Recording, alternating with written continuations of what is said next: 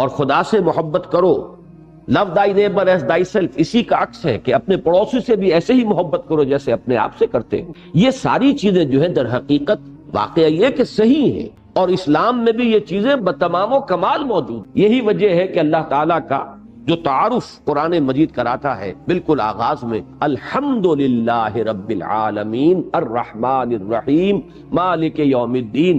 اگرچہ جزا و سزا کے دن کے مالک کا تصور لایا گیا تیسری آیت میں، لیکن وہ بھی بڑے نرم الفاظ میں، جزا و سزا کے دن کا مختار مطلق.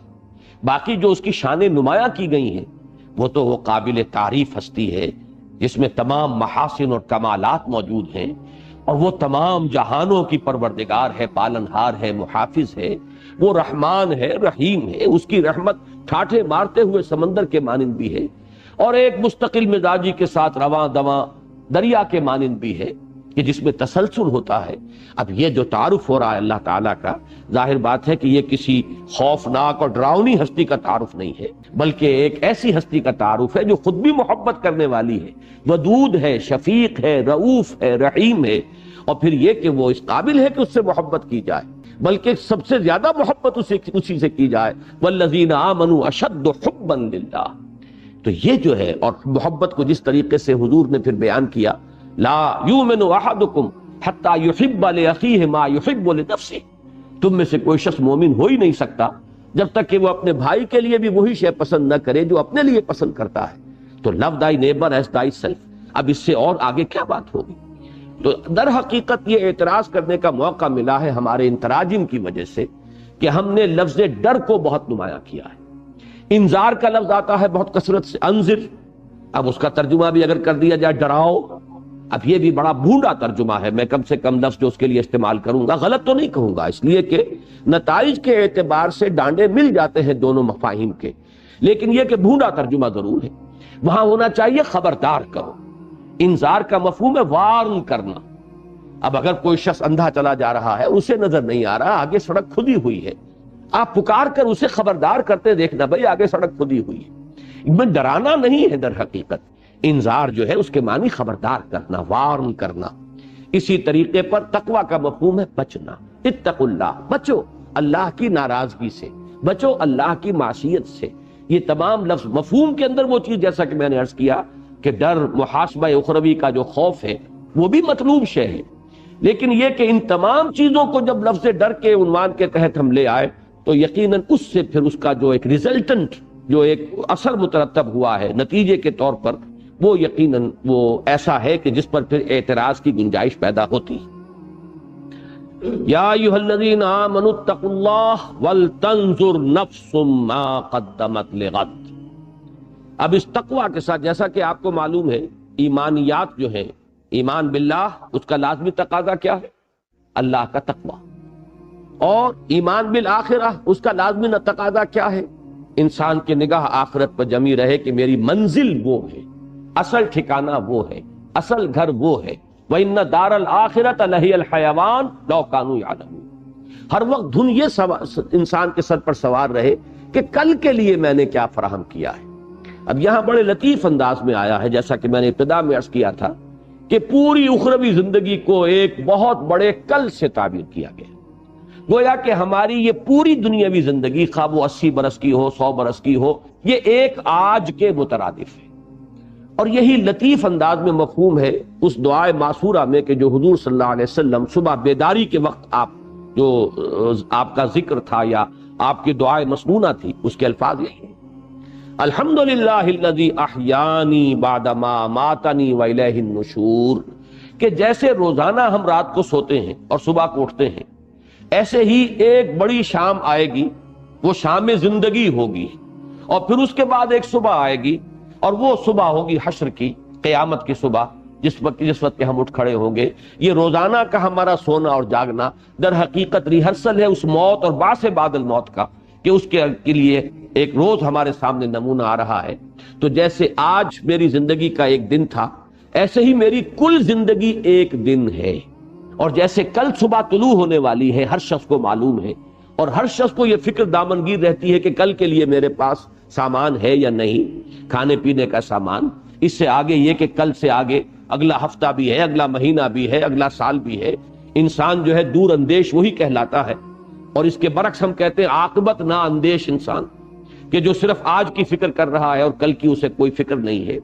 تو اسی کو ذرا، جیسا کہ میں نے عرض کیا تھا کہ اس کو ذرا ضرب دے لیجئے کہ جو ایک سعادت مند بیٹے کا رویہ ہوتا ہے اپنے والدین کے بارے میں، اسی طریقے سے ضرب دیجئے اس کو ایک بہت بڑی مقدار سے، ویلیو سے، تو یہ ہے آخرت کی فکر کے جو دامنگیر ہو جانی چاہیے اس شخص کو جس کو فی الواقع آخرت پر ایمان ہے۔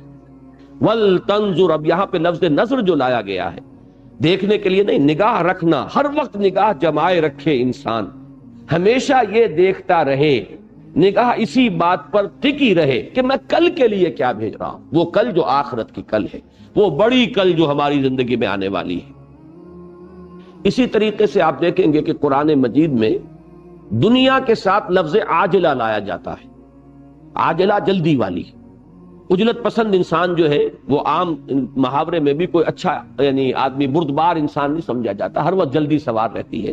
بردبار انسان وہ ہے جو سہج پکے سے میٹھا ہو، ہر معاملے کو سوچ سمجھ کر آگے بڑھاتا ہے، اس کے اندر ایک تدبر ہے، ایک حلم ہے۔ تو دنیا اور حب عاجلہ اور آخرہ اور عاقبہ یہ لفظ آتے ہیں، والعاقبۃ للمتقین، آخرہ دنیا کے مقابلے میں ہے اور عاجلہ اور عاقبہ یہ ایک دوسرے کے مقابلے میں آئیں گے۔ تو یہ در حقیقت وہی کہ جو عام ہمارے محاورے میں بھی آتا ہے کہ وہی شخص دانا سمجھا جاتا ہے جسے کل کی بھی فکر ہو، مستقبل کا بھی خیال ہو، کچھ وہ مستقبل کے لیے پس انداز کر رہا ہو، کچھ آئندہ جو پیش آنے والے مراحل ہیں ان کی بھی اسے فکر آج ہو رہی ہو۔ تو اسی طریقے سے اسی کو ہزار سے اور کروڑ سے ضرب دے لیجئے تو محسوس ہوگا کہ یہ فکر دامنگیر رہنی چاہیے ہر انسان کو اگر اسے واقعتاً آخرت پر ایمان ہے۔ وَلْتَنْظُرْ نَفْسٌ مَا قَدَّمَتْ لِغَدٍ وَاتَّقُوا اللَّهَ، دوبارہ اللہ کا تقوی اختیار کرو، اللہ کی ناراضگی سے بچو، اللہ کی معصیت سے بچو، اللہ کی محرمات سے اجتناب کرو، اللہ کے احکام کو بجا لاؤ۔ ان اللہ خبیر بما تعملون، اور یہاں لفظ خبیر پر میں نے اس سے پہلے بھی کئی مرتبہ گفتگو کی ہے، سورہ حدید کی ابتدا میں بھی یہ اس طریقے سے آیا ہے اور سورہ تغابن میں بھی، کہ پہلے بصیر آتا ہے پھر خبیر آتا ہے۔ خبیر میں زیادہ گہرائی ہے، اس لیے کہ باخبر ہونا کسی شے سے، اور خبر کے مختلف ذرائع ہو سکتے ہیں، بصارت بھی، سماعت بھی، انسان سن کر بھی کسی چیز کو، کوئی معلومات کو حاصل کرتا ہے، دیکھ کر بھی حاصل کرتا ہے۔ مزید برآں یہ جان لیجئے کہ در حقیقت ہماری جو باطنی شخصیت ہے، اگر آپ اس کو پیش نظر رکھیں تو یہ تمام ہمارے جو ذرائع اور آلے ہیں، یہ تو وہ سینس ڈیٹا ہیں کہ جو فراہم کرتے ہیں ہمارے برین کو۔ اصل میں جو ڈیسائفر کی جاتی ہیں یہ ساری معلومات، اور ان سب کو جو یہ بڑا کمپیوٹر جو لگا ہوا ہے بہت چھوٹا سا ہے، بہت بڑا، یہ بقامت کہتر اور بقیمت بہتر والی بات اس کے اوپر صادق آئے گی کہ یہ بہت بڑا کمپیوٹر ہے جو ہمارے دماغ میں لگا ہوا ہے، یہ جو ہے اس کو اب انٹرپریٹ کرتا ہے، ڈیسائفر کرتا ہے، اور پھر جو نتیجہ نکالتا ہے وہ خبر ہے اصل میں، کہ جو ہماری اصل اندرونی شخصیت کو ان تمام چیزوں سے نتیجتاً جو بات ملی، جو خبر حاصل ہوئی وہ خبر ہے۔ تو خبر میں بصر یا سمع کی نسبت بہت گہرائی ہے۔ ان اللہ خبیر بما تعملون، جان لو کہ اللہ تعالی خوب باخبر ہے ان چیزوں سے جو تم کر رہے ہو۔ اس لیے کہ بصارت میں اگر آپ لفظ بصیر استعمال کریں گے تو وہ صرف کسی عمل کا ظاہر آئے گا۔ ایک شخص نماز پڑھ رہا ہے، اس کا ظاہر ہے میں نے دیکھا نماز پڑھ رہا ہے، لیکن یہ کہ اس کی نیت کیا ہے، ریاکاری ہے، لوگوں پر اپنے زہد اور تقوی اور دینداری کا روب گانٹنا ہے، یا واقعتاً اس کے دل میں اللہ کا خوف ہے، تقوی ہے، خشوع ہے، خضوع ہے، للہیت ہے، اللہ کی محبت ہے۔ اب یہ چیزیں جو ہے یہ اس بصارت سے متعلق نہیں ہوں گی، اس کا تعلق خبر سے، لہذا یہ تمام چیزیں جو ہے جمع ہو کر سب سے گہرائی جس لفظ میں آتی ہے وہ خبر ہے۔ سورہ تغابن میں بھی آپ دیکھیں گے کہ پہلے آئے گا اللہ کے لیے لفظ بصیر، پھر آخر میں جا کر آئے گا خبیر، اور یہی سورہ حدید کے اندر بھی تناسب جو ہے یہی آپ کو ترتیب یہی ملے گی۔ ان اللہ خبیر بما تعملون، اس میں ظاہر بات ہے کہ ایک انداز جو ہے تحدید کا ہے، اگرچہ اصولاً اس میں دونوں انداز موجود ہوتے ہیں۔ اہل ایمان کے لیے اس میں بشارت ہے، اللہ خوب جانتا ہے جو تم کر رہے ہو۔ اب اس سے زیادہ کسی بندہ مومن کے لیے ری ایشورنگ چیز اور کوئی نہیں، اس کے اطمینان، دل دہی کی بات کہ تم نے جو نیکی کا کام کیا، خواہ کسی انسان نے اسے دیکھا یا نہیں دیکھا، لوگوں کی نگاہوں میں آیا یا نہیں آیا، اللہ باخبر ہے، اللہ کے علم میں ہے۔ تمہاری کوئی قربانی، تمہارا کوئی ایثار، اللہ کے لیے کی گئی تمہاری کوئی محنت، کوئی لمحہ جو تم نے اس کے لیے صرف کیا ہے، وہ اللہ کے علم سے باہر نہیں ہے، اللہ جانتا ہے۔ اس میں جیسا کہ میں نے عرض کیا، بڑی دلجوئی ہے، بڑی تشفی ہے، بڑی حوصلہ افزائی ہے اہل ایمان کے لیے۔ لیکن اسی میں برعکس جو لوگ ہیں، جو اللہ کے باغی ہیں، جو اللہ کے نافرمان ہیں، ان کے لیے اسی میں دھمکی، اللہ خوب جانتا ہے جو تم کر رہے، تم لوگوں کی نگاہوں سے چھپ سکتے ہو، تم اپنے اوپر لبادے اوڑھ سکتے ہو، تم جھوٹی قسمیں کھا کر جو ہے ان کو اپنے لیے ڈھال بنا سکتے ہو۔ اتخذوا ایمانہم جنۃ فصدوا عن سبیل اللہ، انہوں نے اپنی قسموں کو ڈھال بنا لیا ہے اپنے لیے باز پرس سے بچنے کے لیے، لیکن اللہ باخبر ہے تمہاری اصل حقیقت سے۔ تو یہ دونوں چیزیں اس کے اندر مضمر ہوتی ہیں، لیکن یہاں جیسا کہ میں نے عرض کیا، چونکہ اس آیت مبارکہ میں جو سیاق کلام ہے اس کے اعتبار سے ثابت ہو رہا ہے کہ روح سخن منافقین کی طرف ہے، لہذا یہ تنبیہ اور تحدید کا کلمہ ہے۔ ان اللہ خبیر بما تعملون یا ایھا الذین آمنوا اتقوا اللہ ولتنظر نفس ما قدمت لغد واتقوا اللہ ان اللہ خبیر بما تعملون۔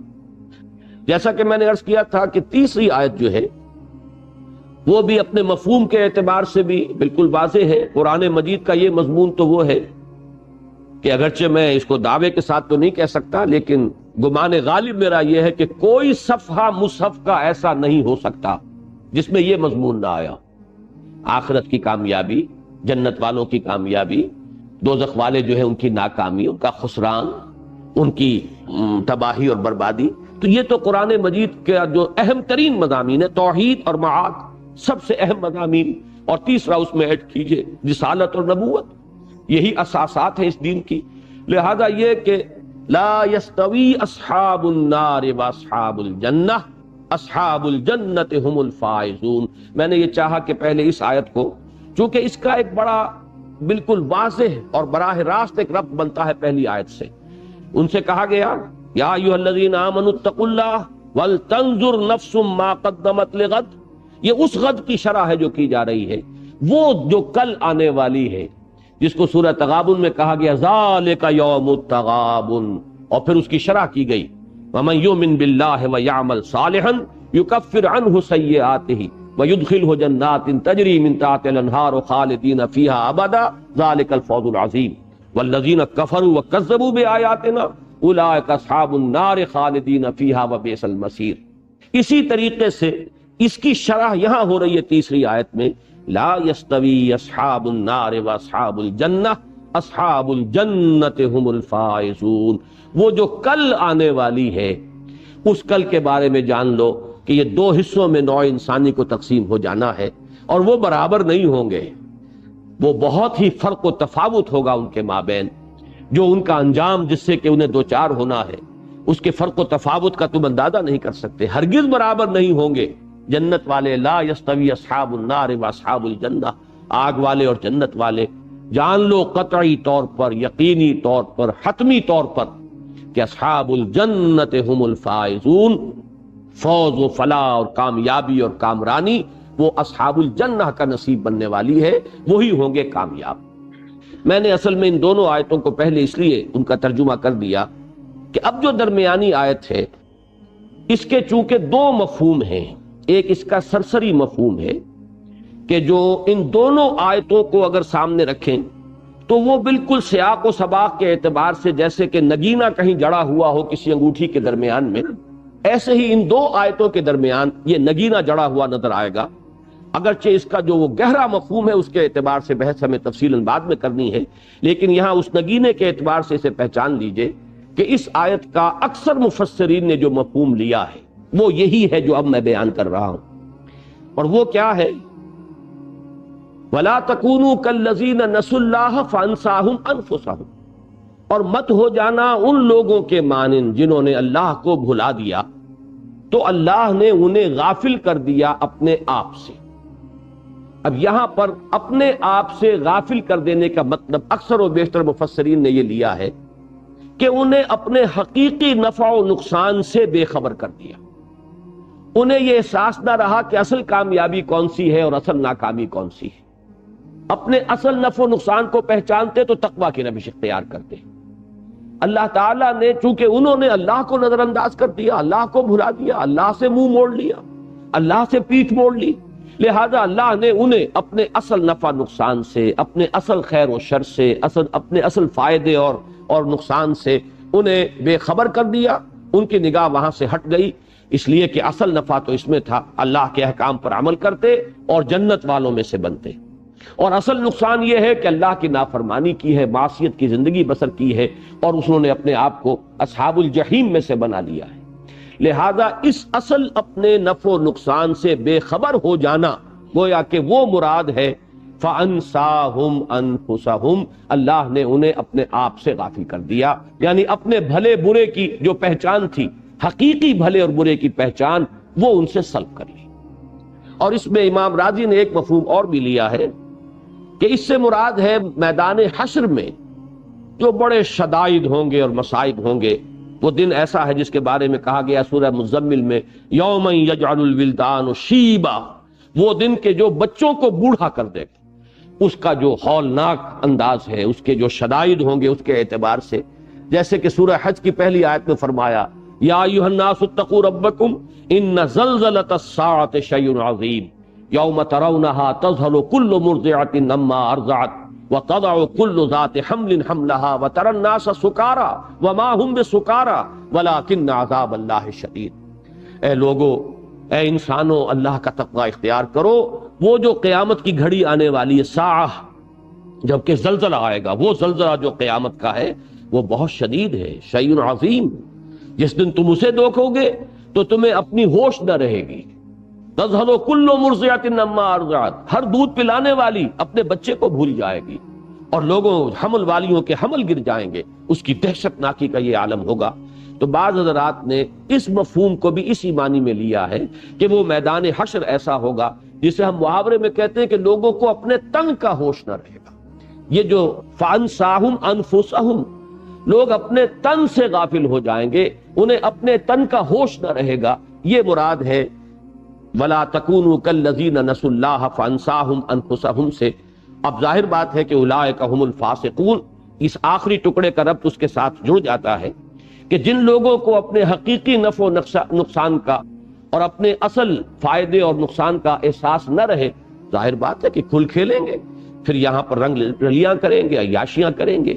فسق و فجور جو ہے وہ اس کا منطقی نتیجہ ہے.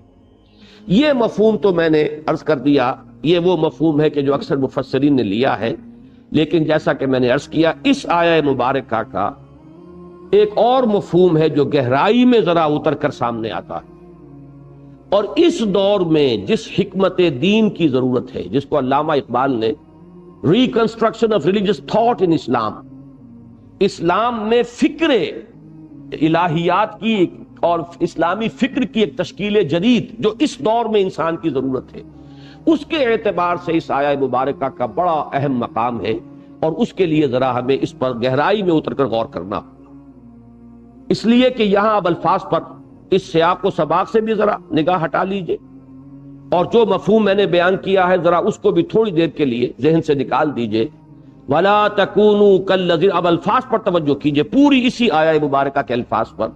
وَلَا تَكُونُوا كَالَّذِينَ نَسُوا اللَّهَ فَأَنْسَاهُمْ أَنفُسَهُمْ، نہ ہو جانا ان لوگوں کے مانند جنہوں نے بھلا دیا اللہ کو، تو اللہ نے بھلا دیا انہیں اپنا آپ. اب یہاں پر لفظ انفسہم جو ہے یہ اصل میں کانٹے کا لفظ ہے، اہم ترین لفظ ہے.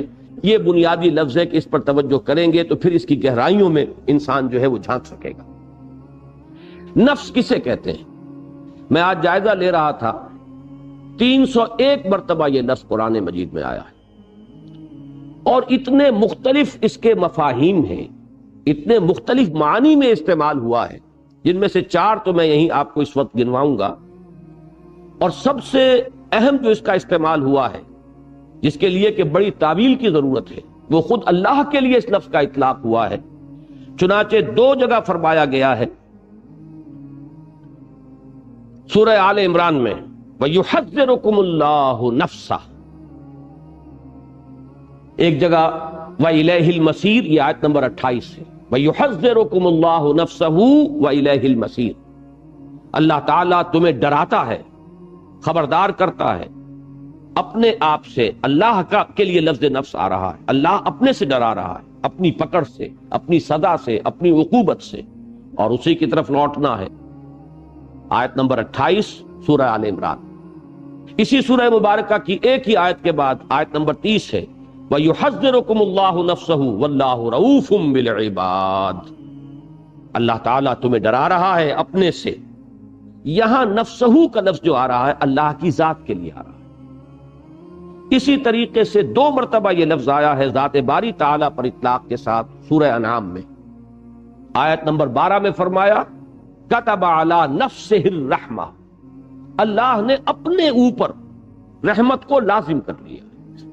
اب یہاں نفس کا لفظ اللہ کی ذات کے لیے آ رہا ہے، اور دوسری جگہ آیت کی یہ سورہ انعام کی آیت نمبر 54 ہے، کتب ربکم علی نفسہ الرحمہ، تمہارے رب نے اپنے اوپر رحمت کو لازم کر لیا۔ ظاہر بات ہے کہ اس لفظ سے یہاں پر اب اللہ تعالیٰ کی ذات تو نہ تو اس کا کوئی تجزیہ ہو سکتا ہے، نہ اس کے اجزاء ہیں، نہ اس کے لیے نفس کا اس معنی میں ہم کوئی تصور کر سکتے ہیں جیسے ہم اپنے نفس کے لیے لفظ کا اطلاق کرتے ہیں۔ پھر یہ کہ نفس جو ہے جان کے معنی میں اگر آئے تو اس کے لیے بھی اللہ تعالیٰ کے لیے یہ لفظ اس معنی میں مستعمل نہیں۔ تو معلوم یہ ہوا کہ ایک مفہوم اس لفظ کا ہے ذات، کوئی ہستی، بس اجمالاً اس کی ذات کے لیے اس لفظ کا اطلاق ہو رہا ہے۔ دوسرا لفظ، اس لفظ کے دوسرا مفہوم جو بہت کثرت سے آیا ہے قرآن مجید میں، وہ ہے جان۔ اس لیے کہ فرمایا گیا کہ جب فرشتے جان نکالیں گے تو اس کے لیے الفاظ آئے اخرجوا انفسکم، نکالو اپنی جانیں۔ اب ظاہر بات ہے کہ جسم میں سے جان کھینچی جاتی ہے، فرشتہ جو ہے کھینچتا ہے، نزع کے معنی کھینچنا۔ تو یہ جو حالت نزع طاری ہوتی ہے، تو جب فرشتہ کہتا ہے اخرجوا انفسکم، نکالو اپنی جانیں، تو یہاں اس سے مراد کیا ہے؟ جان ہے۔ اب یہاں جسم رہ گیا، یہیں پر جسد بے جان رہ گیا ہے، فرشتہ جس چیز کو لے کر گیا ہے وہ اس کی جان ہے۔ تیسرا اطلاق اس کا اور بھی لطیف ہے، اب اس کو ہم نہیں کہہ سکتے کہ اس کو شعور کے لفظ سے تعبیر کریں، اس لیے کہ سورہ زمر میں فرمایا گیا کہ اللہ یتوفی الانفس حین موتہا واللتی لم تمت فی منامہا، اللہ تعالیٰ قبض کر لیتا ہے نفس کو موت کے وقت، اور جب موت کا وقت نہیں آیا ہوتا تو نیند کے وقت۔ اب نیند کے وقت ظاہر بات ہے کہ جان جسم سے نہیں نکلتی، جان تو موجود ہے، آدمی سو رہا ہے، کوئی حیوان سو رہا ہے تو بے جان نہیں ہے، مردہ نہیں ہے، جان اس میں ہے۔ یہاں اس لفظ جو آیا ہے دوسری مرتبہ واللتی لم تمت فی منامہا، تو یہ جو حالت نیند میں جو چیز سلب کی گئی ہے، جو چیز کھینچ لی گئی ہے، جس چیز کو اللہ نے اپنے قبضے میں لے لیا، وہ انسان کا شعور ہے۔ تو شعور کے لیے بھی اس لفظ نفس کا اطلاق ہو رہا ہے۔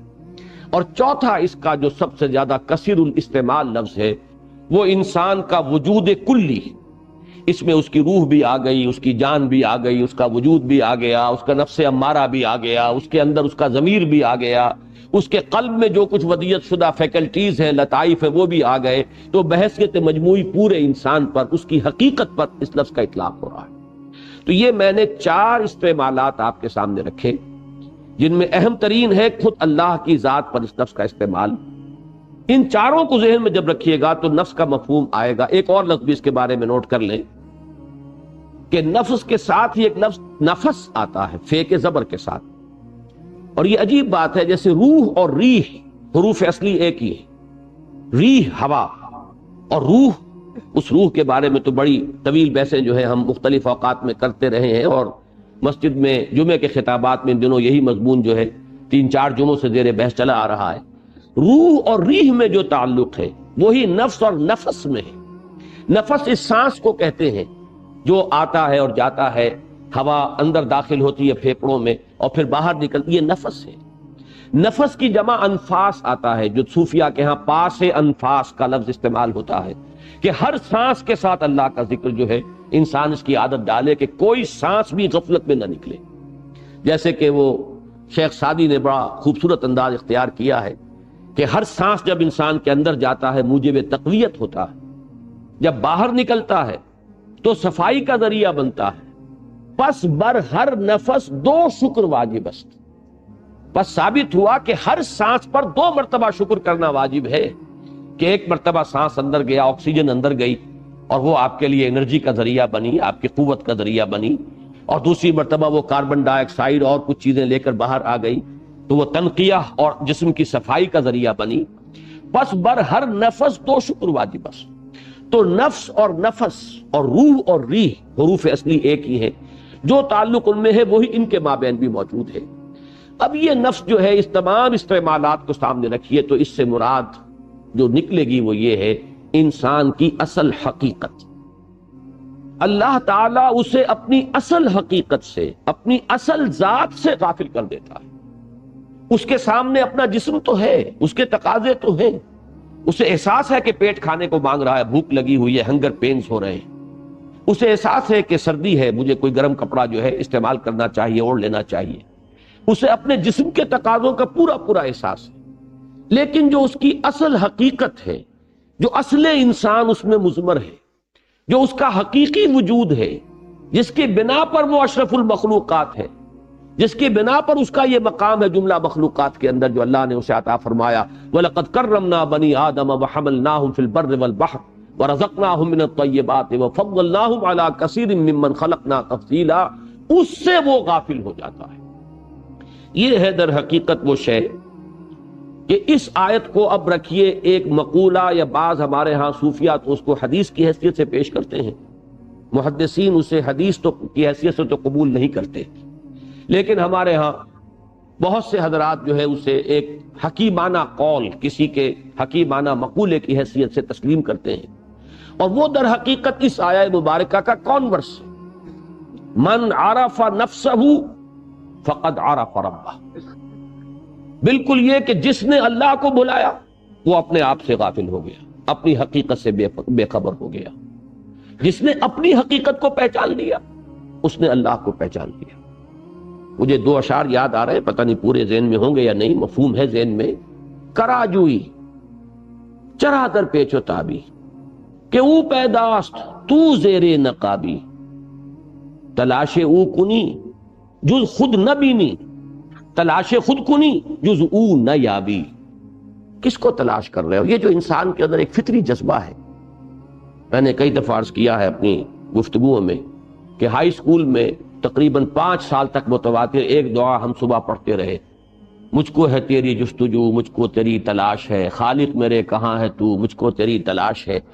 اب یہ ایک واقعہ ہے کہ فطرت انسانی میں ایک تلاش مضمر ہے، ایک بے چینی سی، جو خصوصاً زیادہ حساس اور ذہین اور فہیم لوگ ہوتے ہیں ان کے اندر ایک بے کلی، ایک بے چینی سی ہوتی ہے، جس کو کہ مولانا روم نے تعبیر کیا ہے بشنو از نئے چوں حکایت میں کنت بس جدائی ہا شکایت میں کنت. معلوم ہوتا ہے کہیں سے کوئی ہجر کی کیفیت ہے، کہیں سے کوئی علیحدگی ہو گئی ہے، اپنے منبع سے کہیں ہم جدا ہو گئے ہیں، اپنے مرکز سے کہیں منقطع ہو گئے ہیں. یہ بے کلی اور بے چینی جو ہے اس میں انسان تلاش کرتا ہے. مجھ کو ہے تیری جستجو، مجھ کو تیری تلاش ہے.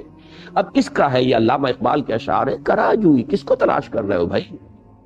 چرا در پیچ و تابی، کس لیے یہ پیچ و تاب، یہ بے کلی، یہ بے چینی؟ کراجوئی چرا در پیچ و تابی کہ او پیداست تو زیر نقابی. وہ اللہ جس کو تم تلاش کر رہے ہو وہ تو حویدہ ہے، عیاں ہے، اظہر من الشمس ہے، معمور ہو رہا ہے عالم میں نور تیرا، از ماہ تاب ماہی سب ہے ظہور تیرا، تو زیر نقاب آ گیا ہے.